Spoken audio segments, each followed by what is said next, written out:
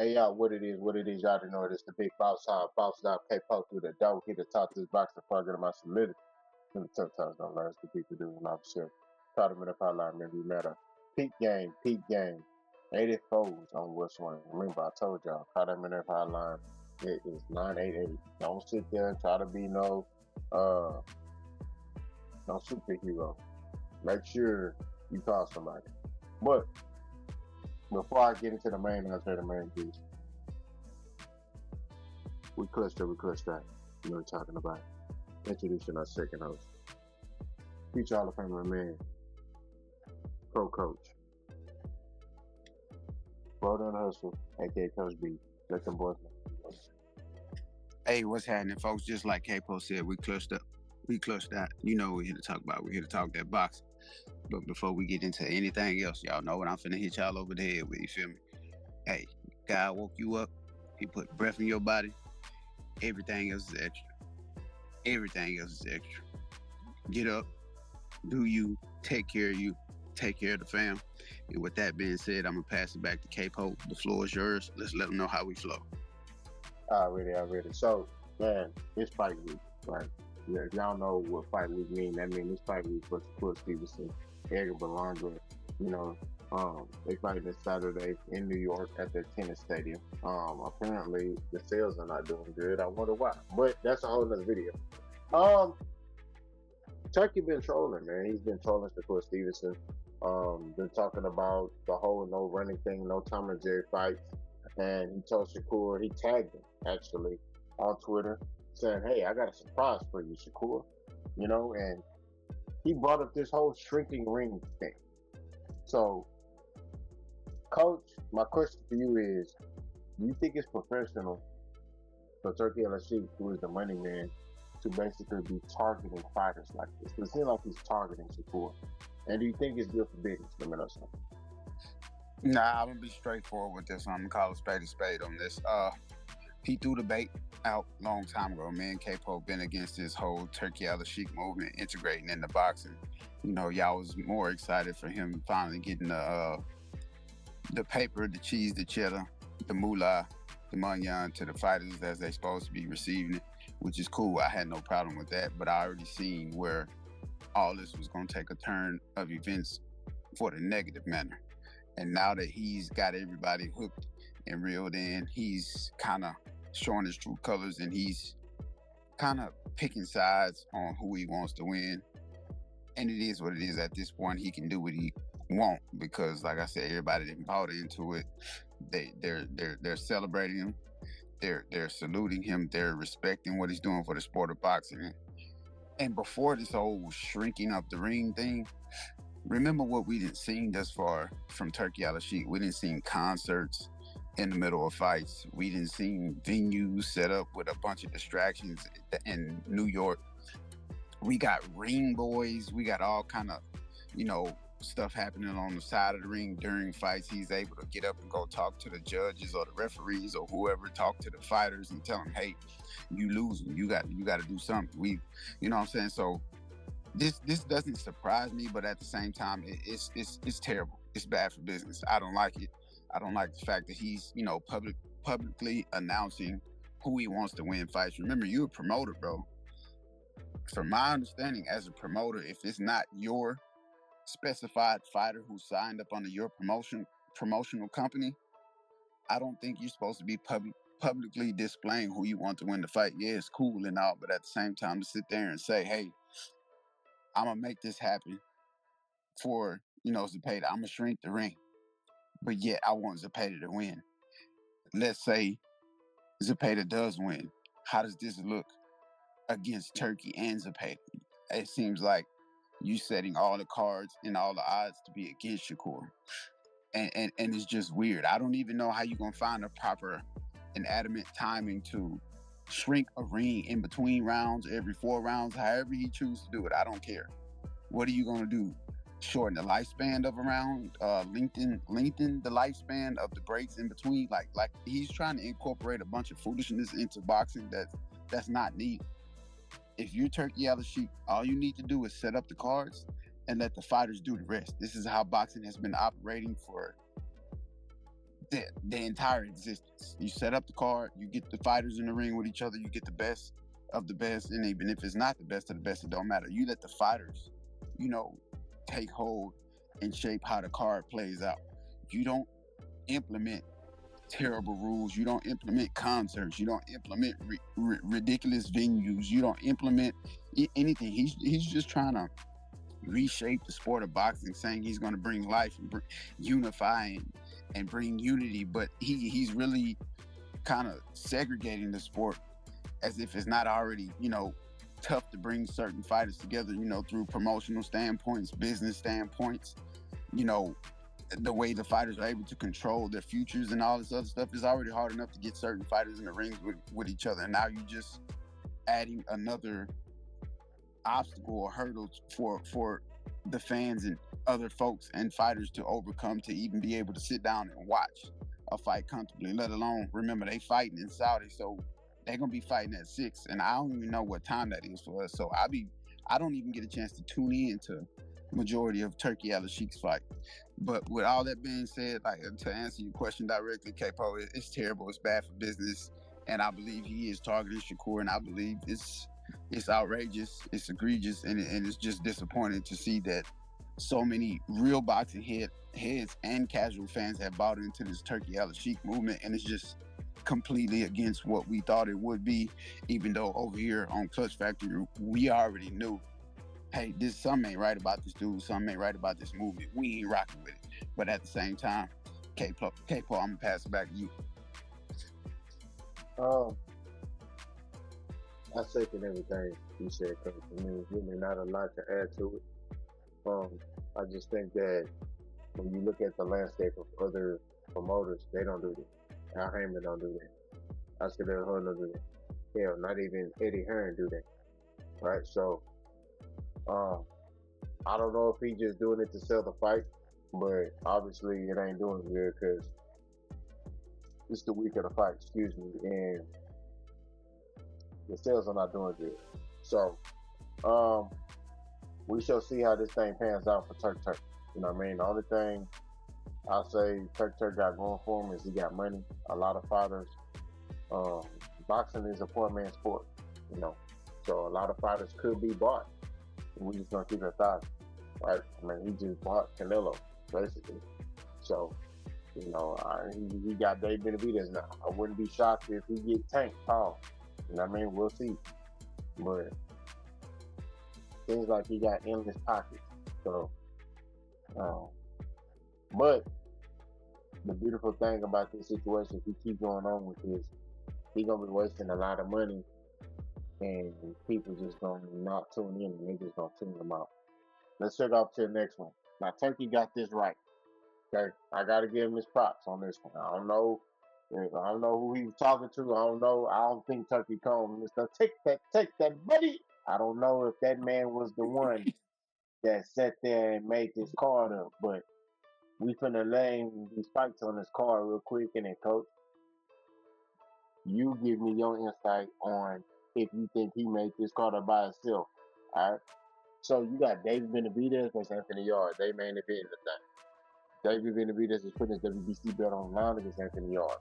You got Devin Haney, Brian Norman. Brian Norman is putting his WBO 147-pound championship on the line against Devin Haney. Abdullah, the General Mason, I call him the General because he's about his business, going against Sam Noakes, right, for the vacant WBO 135-pound title.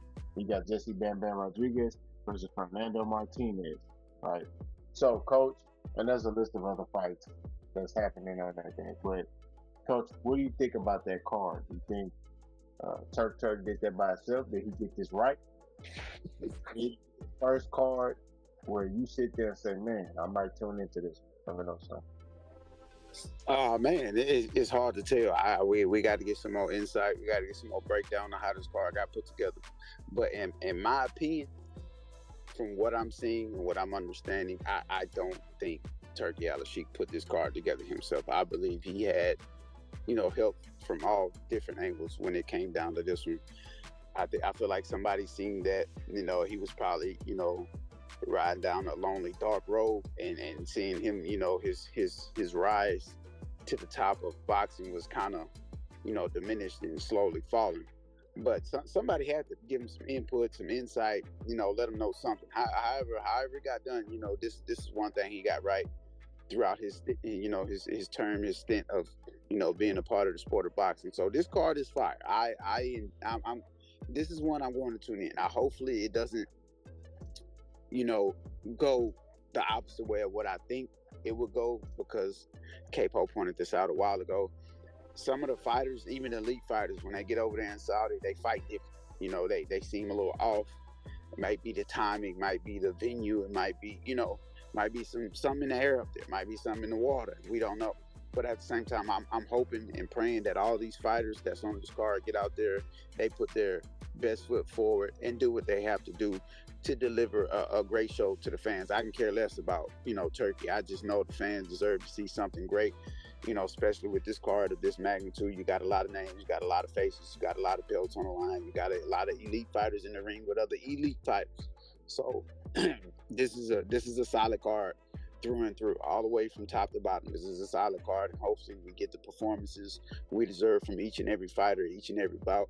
Hopefully, Turkey doesn't put any foolishness in between to prolong the situation, because we all know real boxing heads want to see the card come out, and after the card come out, they tune into the press conference, they see what they're doing, as far as preparation and getting themselves ready for the fight. And after that, we just looking to see what goes down in the ring. All that extra stuff, concerts, venues, ring boys, and all that other, we don't need it. We just want to see the fighters get in there, take heed, take control, and put their best foot forward, and may that night the best man win. But again, shout out to whoever helped Turkey put this card together. I'm in disbelief of him putting this together himself, but at the same time, his name is still on it. He stamped it with his promotion company, his brand. So Turkey got this one right. Yeah, I agree. I had to give him his props. I ain't gonna lie to you, Mister. Take that. I mean, that boy, right. That man, this is a good card. This is his first one. Wow. We're gonna put a round of applause in this part of the video. This is a good card. I mean, Dave Benavidez into the yard. I'm glad they talked Dave Benavidez out of fighting Ja Opatai, because boy, I don't know, man. I ain't gonna lie. Just stay from over there. Stay from over there. That man, all right. Stay from over there. Black people, you be like, all right now. Right. Go over there you want to. All right. So, but it's a good fight. The Devin Haney Brown Norman was a good fight. I'm not gonna lie to you. I didn't think that fight was gonna happen, but we're gonna get into all that details in a minute. But overall, good card, man. This is how you put a fight card together. It's a championship night. Where it's gonna be championship morning. But like Coach said, I brought this up before. A lot of fighters, they fight different. So we shall see if it's entertaining or not. A lot of fighters get sick when they go over there too. So I don't know what they put in the food. I don't know if Saudi Arabia I don't know if y'all been seeing them Indian commercials where them boys be sticking their feet, their street vendor food, and they be sticking the bread under their armpit, and they be, well, they gonna let go, did you want to that? That's my butt. I don't know if it's like that over there. That could be why y'all getting sick. You know what I mean? I need, just go to McDonald's or something over there. Don't be going over there trying to eat curry and all goat. Man, them boys probably ain't washing their hands. I don't know if y'all boys drink the juice, spit it back in the pot. Hey, hold on, bro. So that's why y'all sick. You know what I'm saying? So don't eat nothing over there. Make sure you bring food from over here to over there. So that way you don't run into the problem. But we're going to segue off into the Coach's Corner. This is what we're going to call it. Pretty soon, I'm going to make like a little intro for the Coach's Corner, right? This is where Coach B breaks down all the fights. This is Coach B's segment. This is where Coach B shine. This is where Coach B get it done. That's what it is. All right.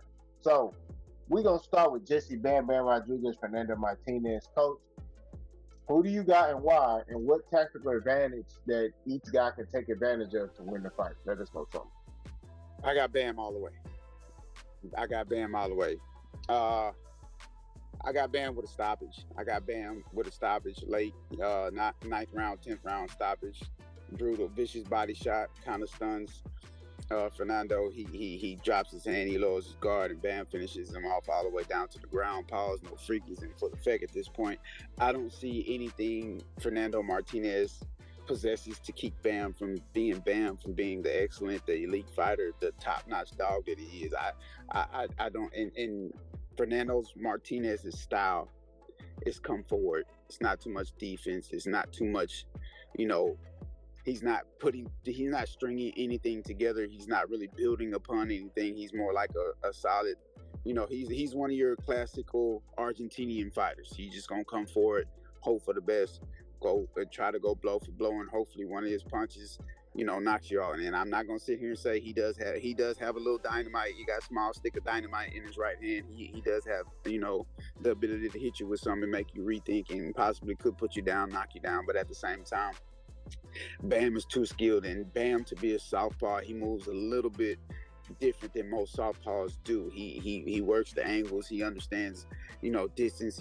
Bam knows how to get in and out without getting touched. He knows how to, maneuver the right way. He knows how to take advantage of your disadvantage. I got this one a clean slate all the way to Bam. There is nothing Martinez can do to stop this onslaught that's coming his way. Again, I got Bam by stoppage in the 9th or 10th round. Okay. We're gonna set off to this next fight. You got Abdullah Mason, undefeated. Sam Noakes, undefeated. They fighting for that vacant belt. Nobody got this belt, so these two dudes is hungry. What tactical advantage each fighter can take advantage to get their hand raised, and who you got winning this fight? There's no time. I'll be honest, it took me a minute to finally admit this is probably be the toughest fight of Abdullah Mason's career. Both of them hungry, got a vacant belt. Abdullah Mason, if I put the characteristics into perspective, Abdullah Mason is, he takes the cake in every category. The only category where it's close and it's like a toss-up and it's like a what type of deal is the power category. I don't know how to pronounce his name, so I'm gonna call him by his first name. No offense, Sam. He has dynamite. He can throw. He can punch. He can swat. Shout out to Showbiz. He can swat. But again, another methodical. He moves robotic. He doesn't have too much defense in his arsenal. He's not slick. He's not really a counter puncher. It's not too much he has in his arsenal. But again, having power in your arsenal can negate and deter fighters from doing a lot of things. And like I say, I can't go against Abdullah Mason. I forgot to say this about Bam too. We've seen both these guys touch the canvas, get up, and finish the job. I can't go against guys like that in the ring. I know what they're made of. I know what cloth they're cut from. And then again, back to the Abdullah Mason and Sam fight. Babyface assassin Abdullah Mason, the general, however we want to call him, whatever nickname we're gonna give him, he a different type of dog. He a different type of breed. He cut from that old school cloth. He not in there to, kiki ha ha and all that other stuff. He there. He gonna pull up. He gonna put in work. And like I say, until he get beat, I'm not betting against him. I'm not going against him again. I got him going, 12 rounds in this one. I'm gonna say 12 rounds. I think the white boy got enough, chin. He got enough beard. He got enough strap across his face to, withstand everything. I definitely see him getting knocked down, but Abdullah Mason, this probably be the first time we see him go 12, but I still got Abdullah Mason cruising the 12 rounds, unanimous decision, and it's going to be a flawless performance from Abdullah Mason. He gonna pick it. He gonna pick his moments, and he gonna capitalize, and he gonna just punish old boy Sam. Nothing against Sam, but Sam don't have enough. He don't have enough under his belt. He don't have enough in his toolbox to stop a young, hungry cat, top-notch dog like Abdullah Mason. So Abdullah Mason all the way, 12 rounds, UD. I just got to throw this in there. A lot of UK fighters don't have that dog. Mm-hmm. That boy got dog. He a whole pit bull. He a bully. He an American bully in the XL. Pause. You know what I'm saying? So, All right. Let's check out this next one. Devin Haney, Brian Norman. Man, did not expect this fight to get made. I'm not gonna lie to you. I'm much respect to Devin Haney and Bill Haney. What tactical advantages do you see that each fighter can take advantage to get their hand raised? And who do you got winning this fight? This fight right here on this card is probably the toughest one to make out, simply because we don't know what version of Devin we're going to get. We don't know if we're going to get the happy feet version of Devin, or we don't know if we're going to get the masterclass performer Devin. But I'm going to say this right here and right now. For Devin Haney to win this fight, we do not need Devin the Dream Haney. We need Devin the Hungry Nightmare Haney. If he want to get back into the limelight, he want to get back into the heart of the fans. And I ain't talking about casuals. I'm talking about boxing heads.